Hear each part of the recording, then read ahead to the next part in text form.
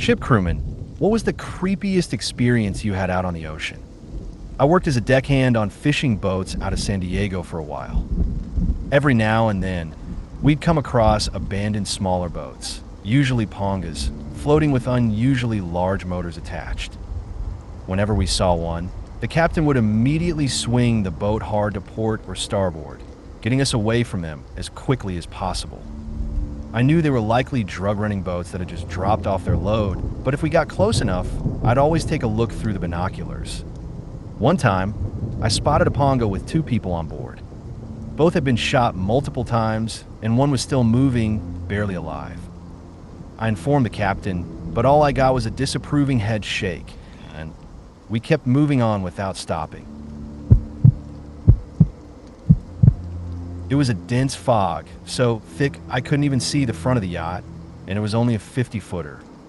What really spooked me, though, was the radar system tracking nearby boats and ships.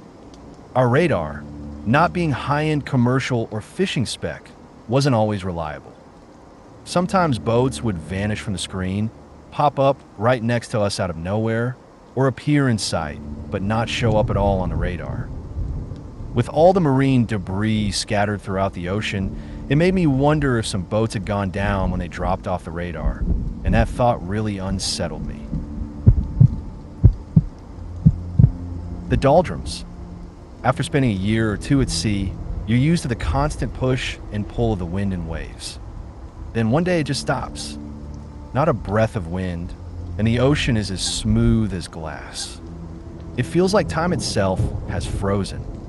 Realizing how eerie it all is, the captain orders an all-stop, and we go dead in the water. Like something straight out of a horror movie, everyone migrates topside and just stares out at the horizon. No one speaks. You can hear the sound of your own breathing. The captain lets us sit there for an hour, and it drives the sailors mad. With a green crew, panic starts to set in fast. When we finally get underway again, the captain simply says, "Men, this is the doldrums." That bastard knew exactly what he was doing. We came across an empty life raft in the middle of the Atlantic. Most likely, it was just an accidental discharge. Maybe a crew member had been messing around with the release or something like that. Who knows? But the other possibilities were much more unsettling. Did a ship go down with all hands lost and no one made it to the raft? Or was the raft abandoned for some unknown reason? The whole thing left me feeling uneasy for quite a while afterward. I was a U.S. Marine, part of a float on a boat for operation. Top secret destination, unknown. During the trip, one of our own was lost at sea. I think they just jumped overboard at night or something. It's a depressing thought. Honestly, what a shitty way to go. Anyway, their coffin rack was next to mine, and we left the rack made. But for some reason, the sheets kept getting messed up every single day. It became a real pain to keep remaking the rack after stripping the sheets. We figured no one should be sleeping there, since there were plenty of empty racks in the berthing area. But every morning, the rack would be made, and the sheets would be all messed up again. I mean, I know aircraft carriers are huge, but could someone really fake their own death on one and get away with it? There's no way anyone could be sneaking in there without us noticing. Someone would have seen them climb up to the top bunk, and the duty would have been posted at the berthing entrances. It was just creepy seeing the rack perfectly made, then all messed up by morning. My cousin is a ship captain or something along those lines. One time, they were loading cargo in Bandar Abbas Bay, Iran, to transport to Abu Dhabi in the UAE. Somewhere in the middle of the Persian Gulf, a cat had snuck aboard without anyone noticing. Then, out of nowhere, it started meowing like crazy, and the whole crew got genuinely freaked out. Some of them started joking about ghosts or saying they were sailing through haunted waters. After 3 hours of frantic searching, they finally found her hiding between some cargo containers. They ended up dropping her off in Abu Dhabi as an illegal immigrant. I wasn't part of ship crew, but I was one of 3 guys sailing a 45-foot Morgan from Antigua to Daytona Beach, Florida. I had 0 crossing experience before this trip. I imagined it would be all sunbathing, pina coladas, and white sand beaches. Nope, it was nothing like that. The open ocean, at least by landlubber standards, meant 3-hour shifts around the clock, manning the helm, GPS, and radar, while the other 2 guys either relaxed during the day or slept at night. It was tough as hell, and I've done a few things that are considered pretty challenging and out of the ordinary. The biggest concern while on autopilot was the sheer number of ships zipping around the Caribbean. Yes, you could spot them from miles away, especially at night with the radar, but they can sneak up on you. A 600-foot freighter, possibly piloted by a half-drunk crew at 2 a.m., wouldn't even notice us until it split us into pieces. One night, during my shift, I was trying to stay awake with Snickers and coffee. It was so dark, you couldn't tell where the ocean ended and the sky began. Just stars, blackness, and the running lights of distant freighters going every which way. I did my usual 360-degree scan, just like I was told to, making sure nothing was coming up from behind. And then, OMFG, there was a huge, round yellow light stretching across what seemed like the entire sky right behind us. For a moment, I thought it was a freighter bearing down on us, its spotlight aimed directly at us, about to swallow us whole. The terror hit so fast, I couldn't even bang on the deck to wake up my mates, let alone scream for help. I just braced myself for impact, wondering whether the collision or drowning would take me first. Then I focused a little harder and realized it wasn't a ship at all. It was the full moon rising. The relief was instantaneous. It felt like waking up from the most terrifying nightmare, realizing, holy crap, I'm not being chased by Freddy Krueger. I'm in my bed. Sailing a crossing like that taught me that it's mostly hours and hours, sometimes days, of pure boredom with brief moments of full-on terror. I'm not sure if this qualifies as creepy, but it sure as hell scared the daylights out of us. This was up near Alaska in some seriously rough seas. Our office was located below the waterline, on the outside of the ship, right beneath the sponson. Along the outer edge of the office, there was a full-size I-beam, probably about 10 inches wide, which we used as a shelf to store full-size binders. One day, in the middle of the storm, 6 of us were in the office, 3 officers and 3 enlisted, when we heard an enormous bang. It was so loud that our ears rang, and we all jumped out of our seats. We checked to make sure we weren't taking on water and called damage control. After that, we started searching around to figure out what had caused the sound. But we couldn't find anything. Nothing had come loose, nothing had fallen. The dry tank below us was still dry. Everything seemed normal. Then, we noticed something strange. The I-beam had cracked. But this wasn't a small crack or a hairline fracture. The entire beam had split down the length by about 5 millimeters. We had taken a wave up under the sponson with so much force that it actually bent the hull of the ship and split the beam. But what was even more bizarre was that the beam didn't return to its original position. The crack was perfectly even and precise. You could actually slide a pencil into the gap all the way to the bulkhead. It was so wide that they couldn't just weld it closed. They had to cut a 5 millimeter shim to fill the gap. The whole thing was incredible, and for the next few weeks, hundreds of people came through the office just to see it. A few of them even tried to calculate the energy required to instantly separate an I-beam that was only about 4 feet away from where we were sitting. But honestly, it was too unsettling to really think about. That's my creepy story. Hope you enjoyed it. We did a man overboard drill on the way to Hawaii, which involved tossing a dummy into the water. I headed to the port side to witness the drill, thinking I'd have plenty of time to watch. Less than a minute later, by the time I reached the edge, there was already an 8-foot shark circling the dummy.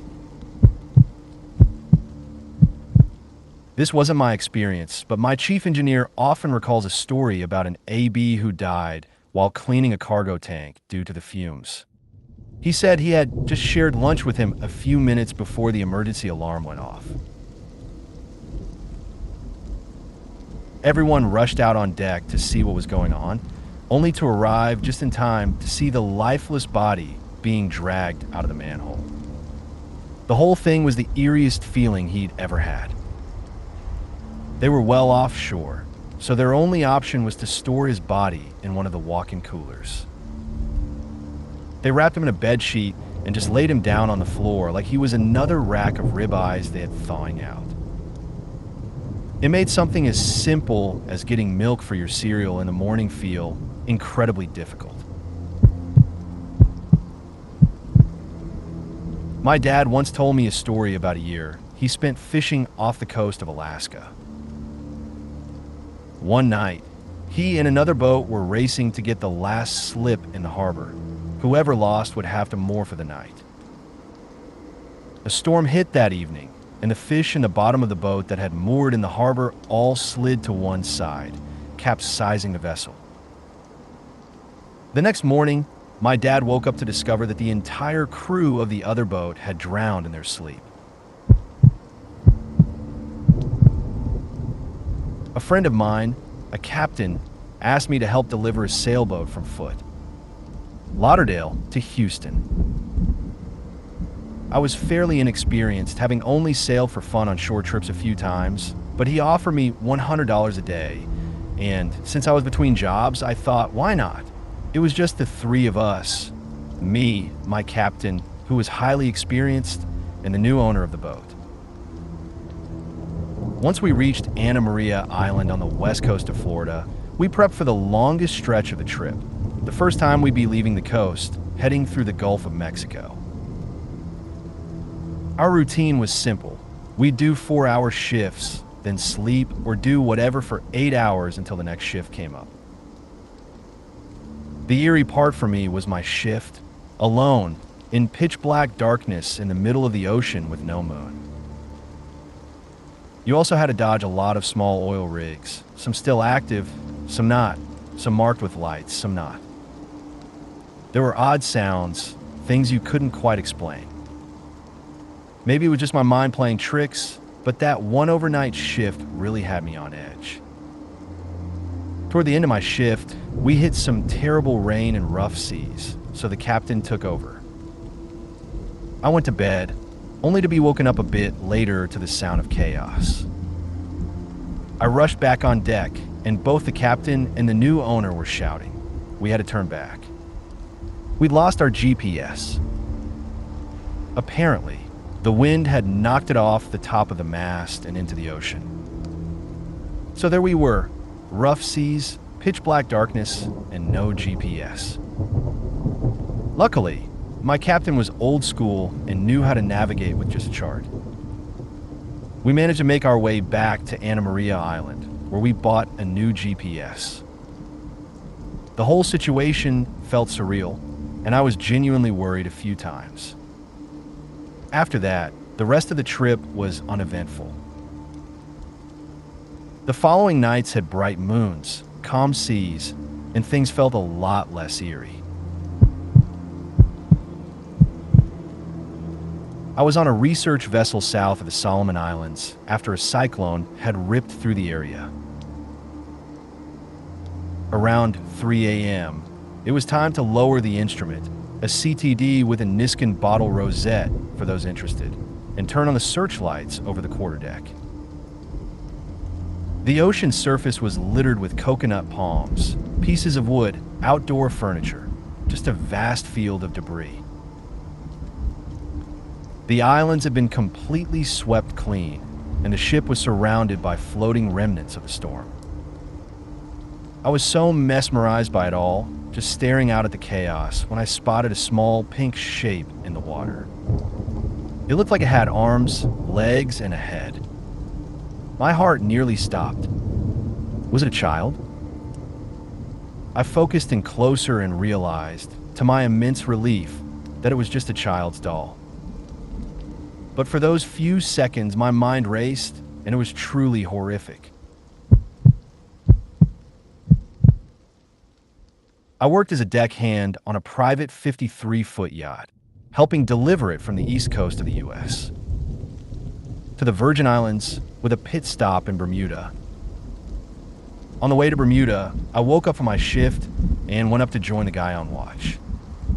He looked pretty disturbed and pointed up. Our cockpit had a cloth bimini with a plastic window in the roof. For those not familiar, it's the overhead cover over the helm. On that plastic window, there were 2 boot prints left in the salt residue. There was no way anyone could have stood on the bimini. It's cloth, and it would have broken. We never figured out how those prints got there. The captain just brushed it off, probably to keep me from freaking out since it was my first time at sea. It wasn't terrifying, just really weird.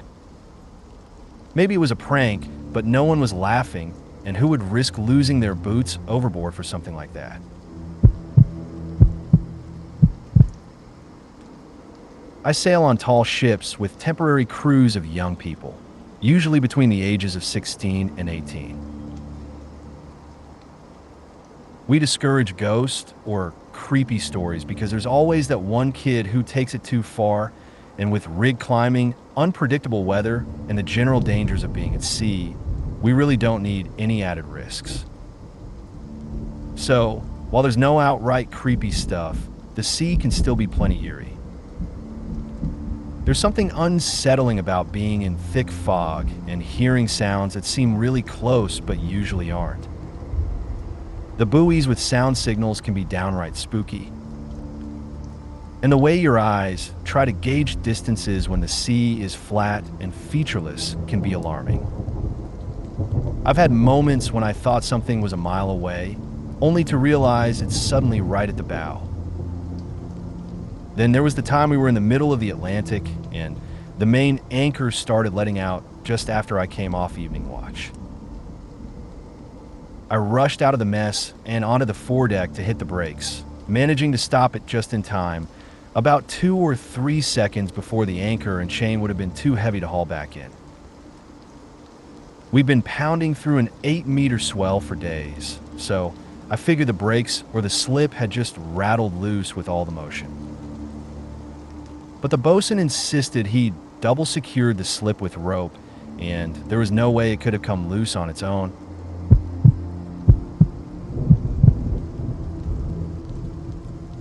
Two stowaways thought it would be a great idea to crawl up the anchor chain of our Panamax tanker. For reference, each link weighs 365 pounds and hide in the anchor chain locker.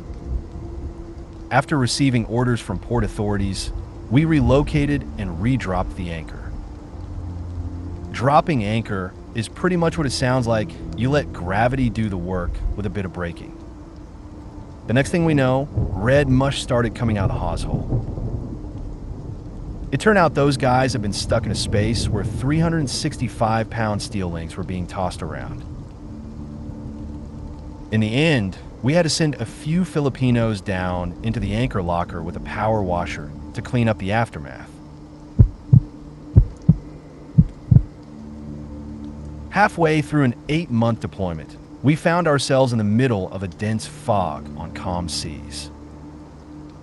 The way the fog sat made it look like a soft white sand beach was only about 30 feet away from the ship.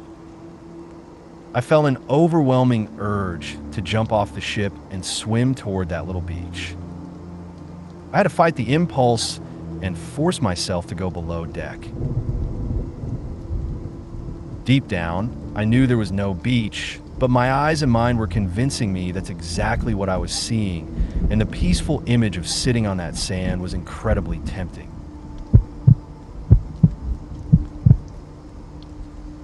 My buddy and I were about 20 miles west of the Lower Keys, in the Gulf of Mexico, on his Bertram, looking for dolphin and wahoo. We were just drifting and drinking beers when we spotted a boat in the distance heading our way. We weren't under power or anything, just letting the boat drift. As it got closer, we noticed smoke. By the time it reached us, the cabin was basically burned out, but the boat was still running, idling past us. We pulled up our lines and decided to chase it down. Luckily, There were no charred bodies, at least none that I could see. I hooked the boat with a gaff and put it in neutral. Then we decided to see where it came from. On the way, we reported its location to the Coast Guard. We followed its general course for about 10 miles, but didn't see a single thing. No other boats, no life jackets, nothing. We hoped the people on board had been picked up safely, but it felt like something straight out of The Walking Dead. A burned-out boat just drifting by. This was over 30 years ago, when we were living aboard our first boat, a 22-foot O'Day. We had just pulled into a dock and were trying to get some sleep when we started hearing a crackling sound. It was almost like twigs burning, and it was pretty concerning. I couldn't figure out what was wrong with my boat. Our neighbor wasn't much help. He just casually mentioned that it was fiberglass worms. Apparently, these are mollusks that attach themselves to the hull and make a clicking sound that the boat's hull picks up and amplifies. First day on my first ship, it was winter around 30 degrees, and the steel bulkheads, racks, and everything else were freezing cold. A shipmate, being kind, gave me a small electric alarm clock to use the next morning. I climbed into my rack, placed the clock above my head, tucked it under my pillow, and crashed for the night. Around 2 a.m., I woke up feeling something strange. Something ran across my boot camp shaved head. I opened my eyes and stared into the pitch black.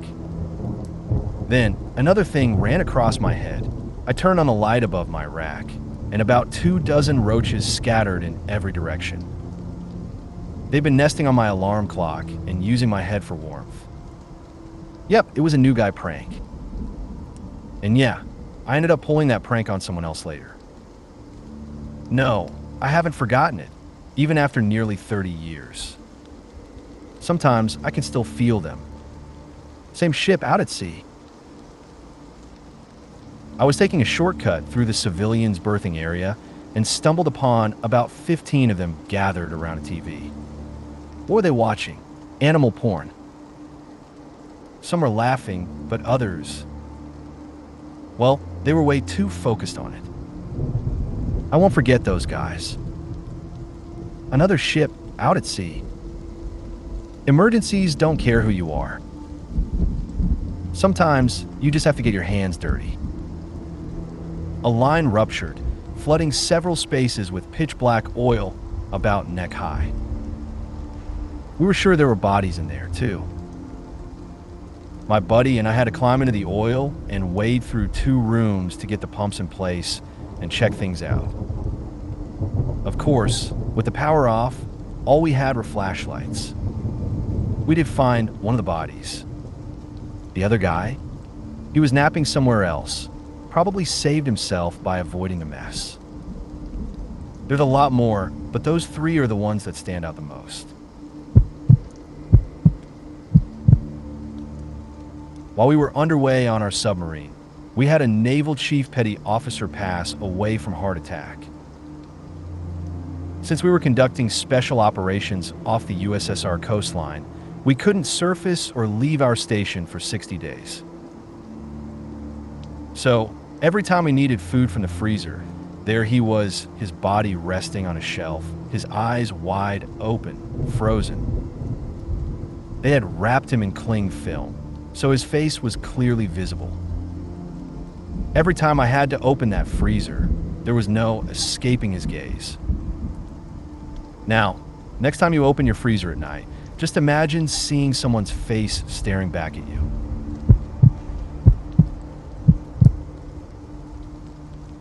I was sailing as a cadet on a massive 1,000-foot-plus container ship, crossing the Atlantic in the middle of winter, leaving the Mediterranean and heading for Halifax. We were battling 40 to 50-foot seas. I was assigned to check the side port, a hatch on the side of the ship used for loading supplies or picking up a pilot. Our sister ship had recently dealt with a leaking side port during rough seas, so I was sent down to inspect it. I made my way down 11 stories to the engine room, then took the tunnel that runs the length of the ship from the stern all the way forward to the bow. As I moved through the tunnel, I looked ahead, nearly 1,000 feet of steel stretching out before me. The ship was twisting with each wave, and the moaning of the steel was loud and eerie, unnervingly so for someone new to the sea. When I reached the side port, the sight was just as unsettling. Every time we took a wave, water surged through the cracks of the port.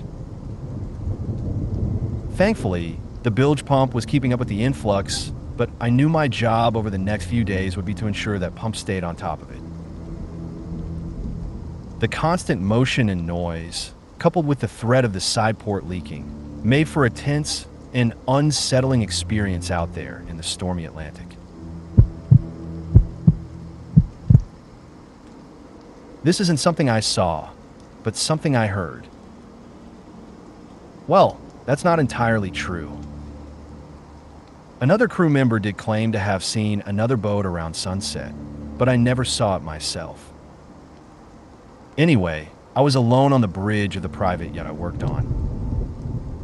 I was the new guy, so the only time I could get some time on the bridge was at night. I was just trying to keep myself busy, fiddling with the radio out of boredom, when I suddenly heard a little girl's voice crackling through the static. She asked, "Is anyone out there?" I figured she was just playing with her dad's radio, so I responded casually, asking if she needed anything. Her voice sounded distant and a little off, though. She said, "I haven't heard from anyone in such a long time. It feels like I've been at sea forever." I asked her if she was with her family, and she said, "They're here, but they won't talk to me anymore. They're always angry, always screaming at each other." Now, I'm starting to feel uneasy, but I push on. "What's the name of your boat?" I asked, hoping to get some clarity. Her response froze me. She told me the name of a ship I knew well, a ship that had sunk 6 years ago in that very area. My blood ran cold. I was about to wake someone up when I asked one last time, "Do you need anything?" Her response was the one that haunted me. "I need about $350. I still don't know if I was talking to a ghost or if my mind was just playing tricks on me that night, but the entire exchange left me shaken, and that voice still lingers in my memory. During my 9 years at sea, I experienced a few things that have stayed with me. The most harrowing was witnessing a colleague take his own life by hanging himself overboard. I also vividly recall sailing near a tornado off the coast of Taiwan, with massive waves crashing all around us. Another time, the captain made an announcement over the PA system, instructing us to grab heavy tools and head to the stern of the ship near the handrail. It was not a drill. We later learned that a ship passing us in the opposite direction had changed course and was following us. Thankfully, nothing came of it. Finally, I remember the relief of hearing a splash and rushing to the railing, fearing something had fallen overboard, only to discover it was just dolphins playing in the water.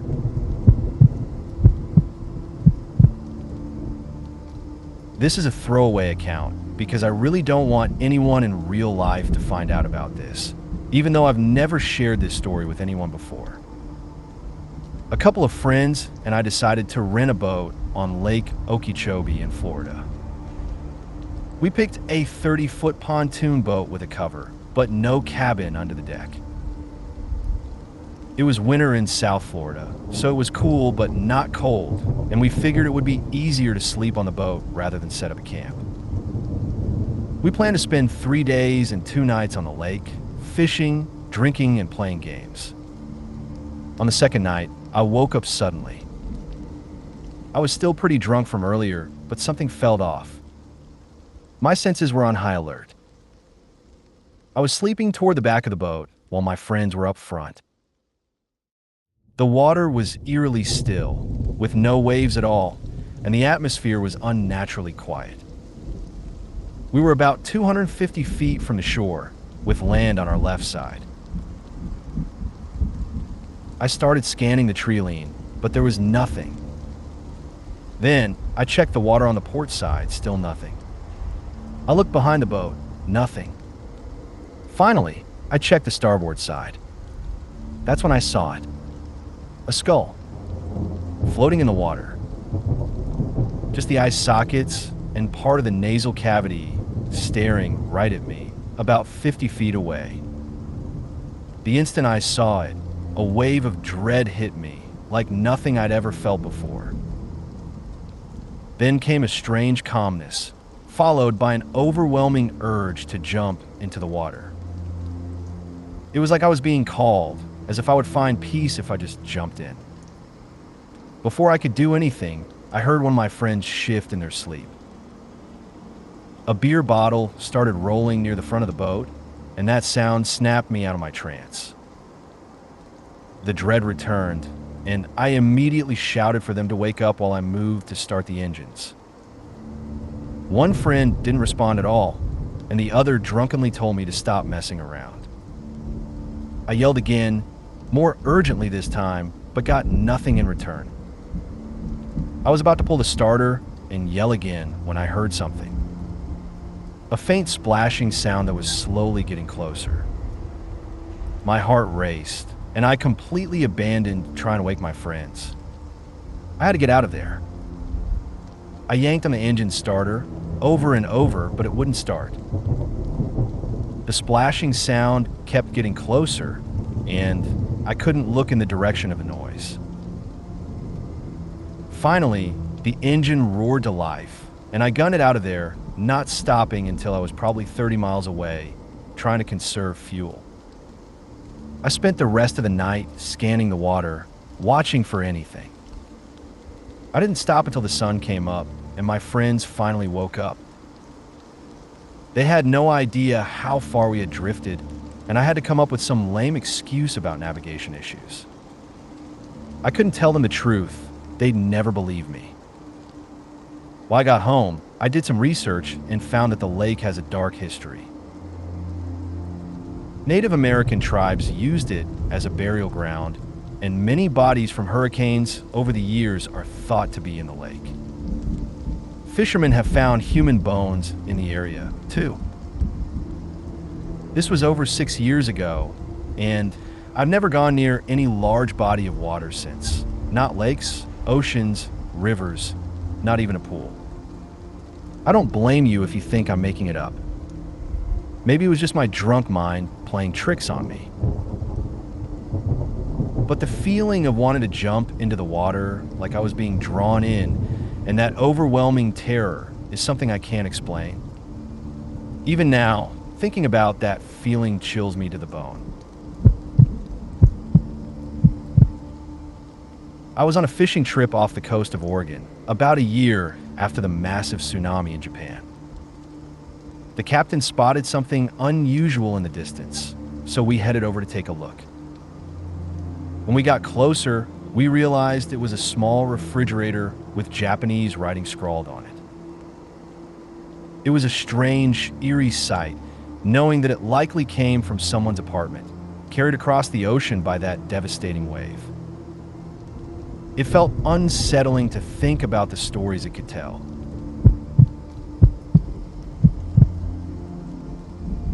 I was in the Navy, and one of the strangest things I remember was finding flying fish on the 04 level, about 40 feet above the water after a pretty intense storm. It was bizarre to see them so high up. Then there was that one scorching day in the middle of the Gulf. I stepped outside to get a little daylight because being in a ship with no windows can start to feel claustrophobic, and it's nice to see the sun every once in a while.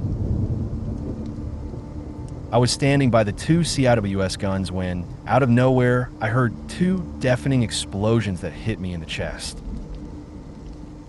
My first thought was that the heat had cooked off the 20 millimeters rounds in the guns, so I ducked like an idiot and ran back inside.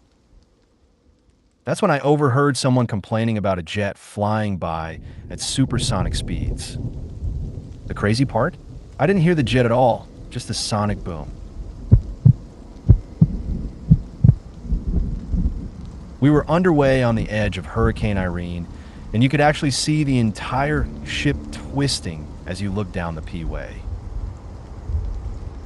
We were refueling with another ship about 1,000 yards behind us, but the swells were so massive that when they crested, the other ship would completely disappear.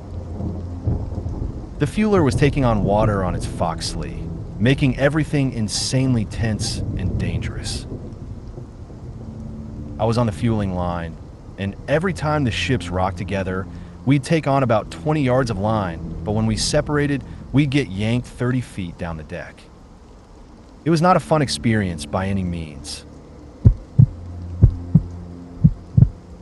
I woke up at 3 a.m. to a search and rescue alarm, former Coastie here. I rushed to the boat, we launched, and for hours, we cruised through complete darkness. One of the crew members was looking over the side at the bioluminescent algae stirred up by our wake when he said he saw something large roll over in the water behind us. We chalked it up to a shark, but then about 15 minutes later, a thick fog settled in. The fog reflected our running lights, making it look like we were inside a tunnel or hallway. The tension started building as we kept a close eye on the GPS. Suddenly, the fathometer alarm went off. We were in only 5 feet of water. It stopped, we were back at 300 feet, then 3 feet, then 250, then 6 feet. Something was swimming incredibly close to the bottom of the boat, and it felt like we were being circled. It was an eerie, unsettling experience. We never figured out what it was. Maybe whales, or something more mythical like the Kraken. Eventually, we reached the boat we were meant to rescue, and everything after that was uneventful. There's something beautiful about being out on the ocean in the dead of night, but sometimes things get really strange. This isn't my story, but it's my grad advisor's. He's an avid sailor, and after getting into grad school, he decided to take a year off to sail around the world.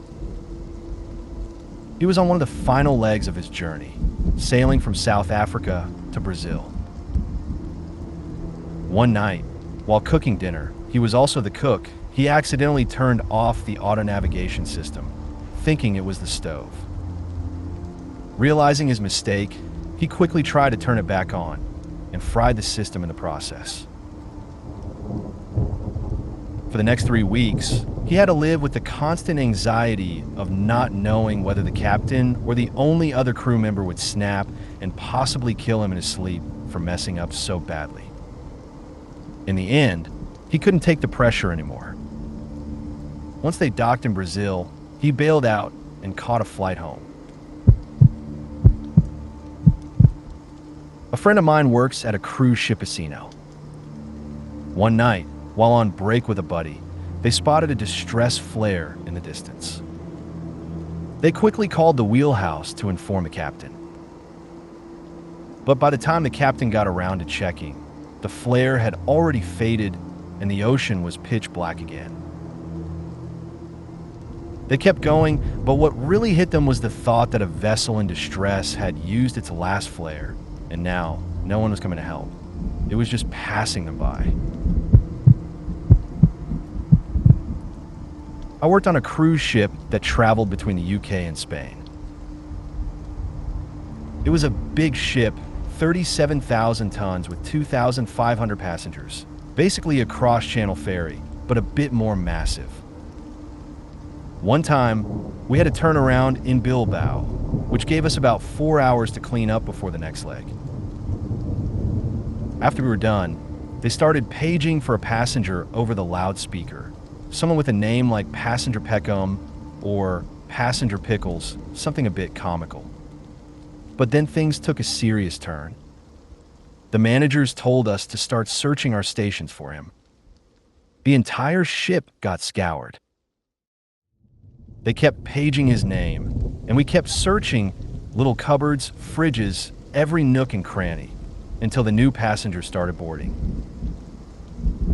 Eventually, it became clear passenger Pickles had jumped off the ship during the night, vanishing into the cold Atlantic. Another time, we were out in the winter gales about 5 hours offshore when I finished my shift around midnight. I snuck off to a little platform at the stern to smoke a joint in peace. From there, I saw the ship's spotlights sweeping back and forth across the waves. They were scanning methodically, and I guess they were searching for someone who had jumped. Sitting there, a little baked, I couldn't help but imagine the final moments of a soul struggling in the rough seas before disappearing into the vast, dark Atlantic. Later, an officer confirmed that the spotlights were indeed searching for someone who had jumped from a ship traveling in the opposite direction.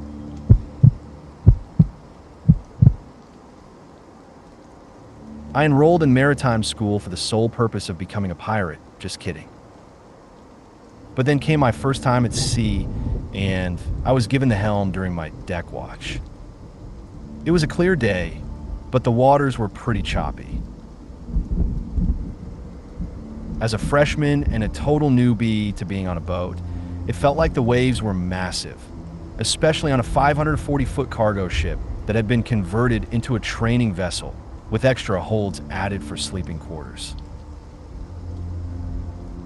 When I took the helm, I had a front row seat to the chaos. The ship would hit these huge swells, and one moment I'd see nothing but the bow and blue sky, and the next, all I could see was nothing but water. The horizon would blur in between like some kind of wild roller coaster ride, with the world flipping around every few seconds. It was dizzying. After that experience, I promptly changed my major to engineering. I couldn't understand how those deckhands put up with the constant stress. No wonder they're all so tense and a bit on the edge. I get it now.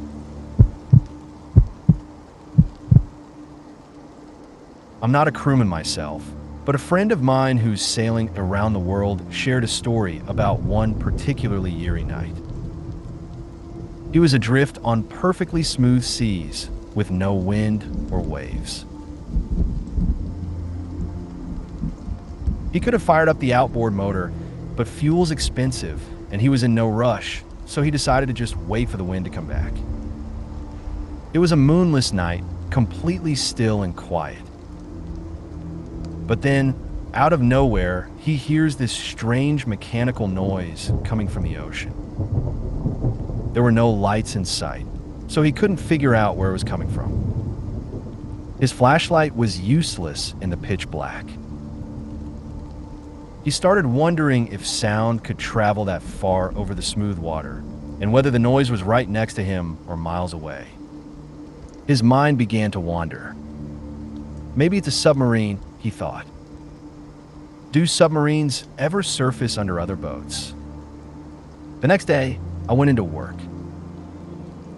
At the time, I was working with the Navy, so I decided to ask a couple of questions. I retold my friend's story and asked, do submarines ever run into other boats out at sea? Oh yeah, one guy said that happens all the time. Just Google submarine collision. Usually doesn't end well for the boat that gets hit. The conversation started picking up steam, and someone else chimed in, all those collisions you read about? Keep in mind, they were all boats under power. They were making noise, and we still managed to drive right through them. A sailboat? Adrift? No chance. Then the ascent guys jumped in to add, the transition from underwater to the surface is really noisy. You won't even know something's right above you until it's too late. So I told my buddy what I'd learned and sent him a link to a Wikipedia article about all these incidents. Needless to say, it didn't exactly make him feel better.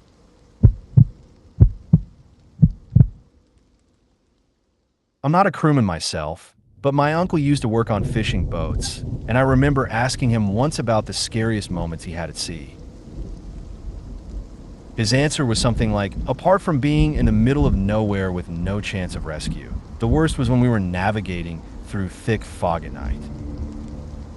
Me and a deckhand were on the lookout when all of a sudden, we heard this deafening roar.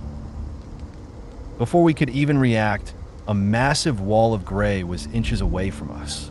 He explained that it was a container ship literally so close to their medium-sized trawler, it felt like they could have touched it. Another time, he told me about when they were pulling in the nets, only to realize they had caught a mine. Without wasting any time, they just cut the net loose and marked the location on a map. We were about 10 nautical miles off the coast of Cuba, heading toward Puerto Rico. It was my first watch as bridge officer, and the air was thick with heat lightning. Then, out of nowhere, we found ourselves surrounded. The sea was alive with bright, glowing blue jellyfish, evenly spaced about 10 feet apart. In every direction we looked, all we could see were these eerie, glowing circles. It was like something from another world as we silently cut through the night, gliding through this surreal field of light. The first time I saw ST, Elmo's fire, I was standing on deck at night when I noticed something strange. At first, parts of the ship started to glow faintly, and then more and more sections began to light up. It was unsettling, especially since I had no idea what was happening. Eventually, I saw tiny electric arcs about an inch long, sparking off different parts of the ship. I even felt them on my fingertips when I reached out. It was an eerie experience, but later I learned it was just the phenomenon of ST. Elmo's fire. Still, it was a bit unnerving at first. If you made it to the end of the video, thanks for watching. Don't forget to like, subscribe, and share, and we will see you in the next video.